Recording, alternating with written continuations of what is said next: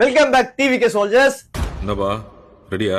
இன்னைக்கு என்ன பார்க்க போறோம்னா தீய சக்தியோட பராசக்தி குரலி வித்தையா ரிவ்யூ தான் பார்க்க போறோம்.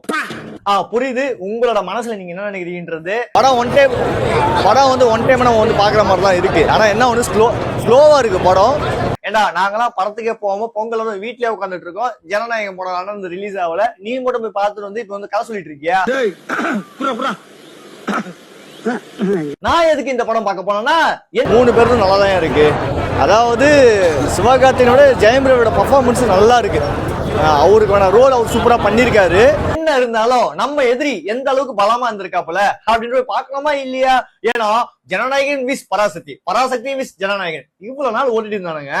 அப்படி என்ன தானே இந்த பராசக்தியில செஞ்சு வச்சிருக்கான்ற பார்த்தா படத்துல அரசியலே கிடையாது. நிறைய பேர் அப்படிதான் பேசிக்கிறாங்க. படத்துல வந்து அரசியலே கிடையாது, மொழி பற்று. இதுதான் படமே வந்து செஞ்சு வச்சுட்டாங்க.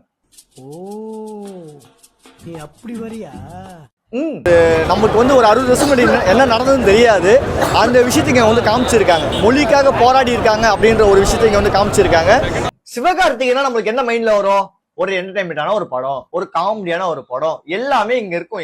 ஃபேமிலியோட போய் என்ஜாய் பண்ணலாம்யா அப்படின்னு நினைப்போம். பிஜிஎம் ஒரு சாங் நல்லா இருக்கு கேட்கறதுக்கு. பிஜிஎம் எல்லாமே சூப்பரா இருக்கு. ஜிவியோட பர்ஃபார்மன்ஸ் நல்லா பண்ணிருக்காங்க. டைரக்ஷன்ல மட்டும் தான் கொஞ்சம் ஸ்கிரீன் பிளே மட்டும் லேக் படத்துல. மற்றபடி படம் எல்லாமே ஓகே. ஆனா இந்த படத்துல என்டர்டைன்மெண்ட் கிடையாது, காமெடி கிடையாது, சாங்ஸ் அது இருக்குமா? அதுவும் இல்ல.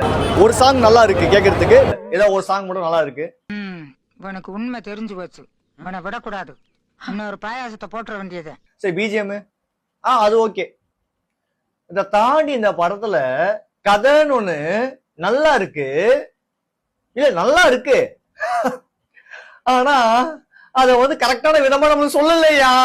அதுதான் எங்க பிரச்சனையா இருக்கு. நானும் எவ்வளவு நேரம் தான் தூங்காமலே இருக்கிறது. சரி ஃபர்ஸ்ட் ஹாஃப் தான் அப்படி போதேன்னு பார்த்தா செகண்ட் ஹாஃப்ல ஐயோ. இது கண்டிப்பா இன்னைக்கு இருக்க இளைஞர்கள் எல்லாமே பார்க்க வேண்டிய ஒரு படம் தான். ஏன்னா ஒரு முன்னாடி நம்மளுக்காக யாரெல்லாம் போராடினாங்க, எத்தனை உயிர்கள் நம்மளுக்காக போயிருக்கு அப்படின்ற ஒரு விஷயத்த இதுல காமிச்சிருக்காங்க.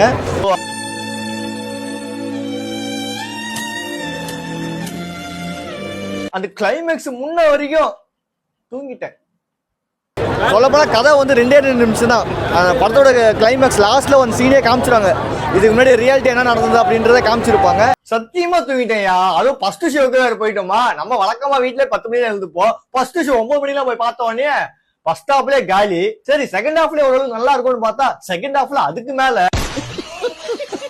என்னதான் இந்த படத்துல சொல்ல வரீங்க அப்படின்னு பார்த்தா நல்லா ஒரு கருத்துள்ள ஒரு விஷயமா தான் சொல்லியிருக்காங்க. அததான் ஒரு படமா காமிச்சிருக்காங்க. ஆனா கொஞ்சம் ஸ்லோவா இருக்கு.